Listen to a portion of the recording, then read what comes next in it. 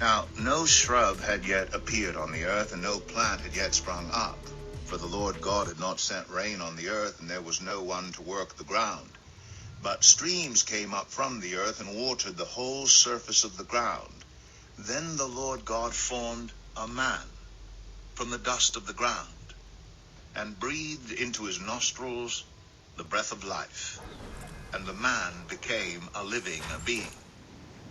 Now the Lord God had planted a garden in the east, in Eden, and there he put the man he had formed. The Lord God made all kinds of trees grow out of the ground, trees that were pleasing to the eye and good for food. In the middle of the garden were the tree of life and the tree of the knowledge of good and evil. A river watering the garden flowed from Eden. From there it was separated into 4 headwaters. The name of the first is the Pishon. It winds through the entire land of Havilah, where there is gold.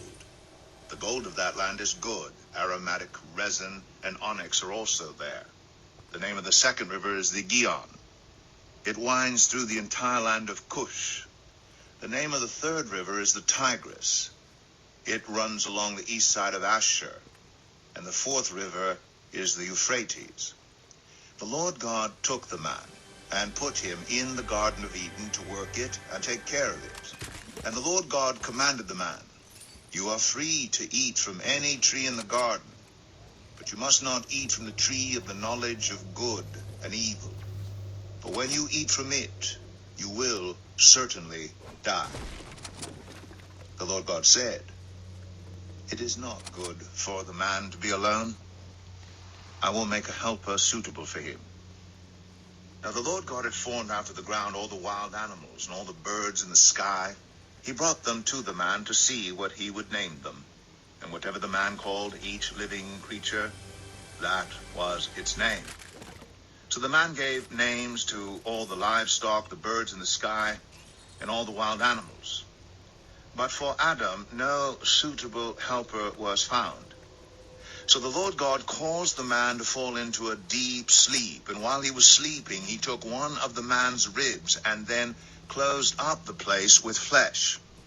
Then the Lord God made a woman from the rib he had taken out of the man, and he brought her to the man.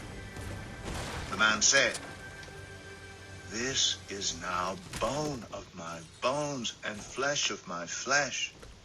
She shall be called woman, for she was taken out of man." That is why a man leaves his father and mother and is united to his wife, and they become one flesh. Adam and his wife were both naked, and they felt no shame. Genesis 3.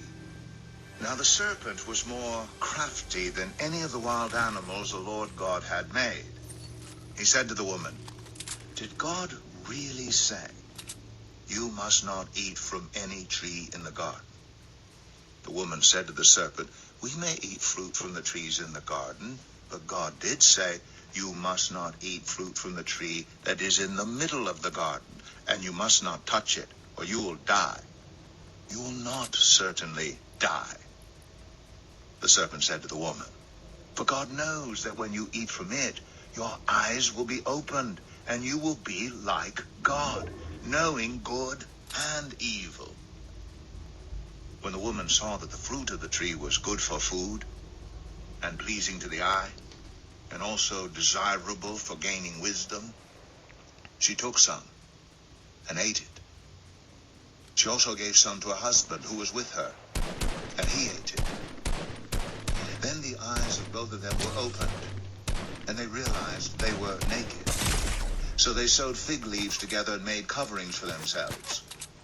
Then the man and his wife heard the sound of the Lord God as he was walking in the garden in the cool of the day, and they hid from the Lord God among the trees of the garden. But the Lord God called to the man, "Where are you?"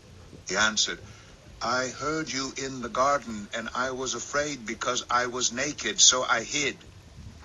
And he said, "Who told you that you were naked? Have you eaten from the tree that I commanded you not to eat from?" The man said, "The woman you put here with me, she gave me some fruit from the tree, and I ate it.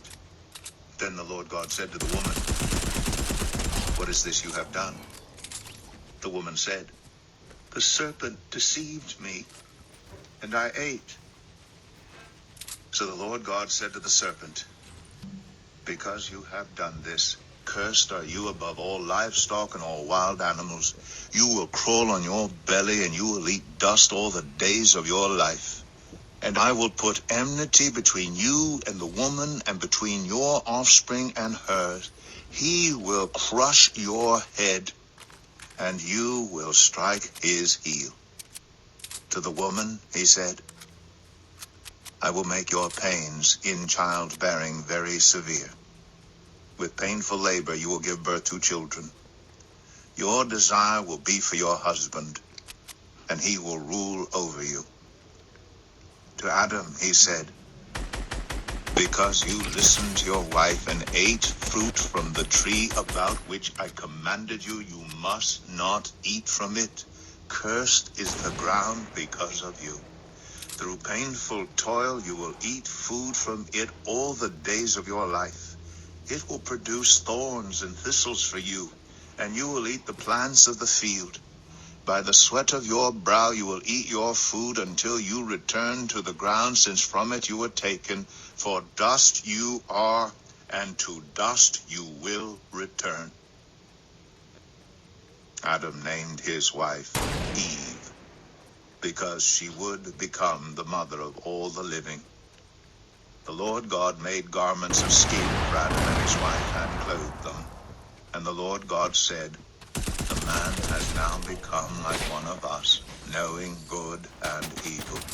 He must not be allowed to reach out his hand and take also from the tree of life and eat and live forever." So the Lord God banished him from the Garden of Eden to work the ground from which he had been taken. After he drove the man out, he placed on the east side of the Garden of Eden cherubim and a flaming sword flashing back and forth to guard the way to the tree of life.